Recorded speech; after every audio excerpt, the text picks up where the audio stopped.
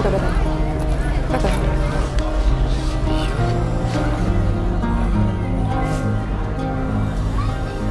Mis sa nüüd teha tahaksid? Ma ei tea. Aga mis oleks, kui me jääksimegi merele? Kuidas?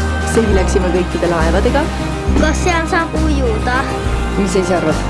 Jah.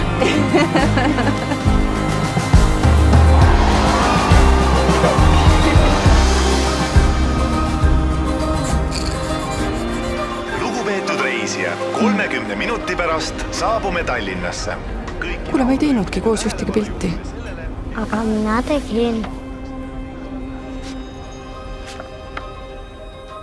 Tere!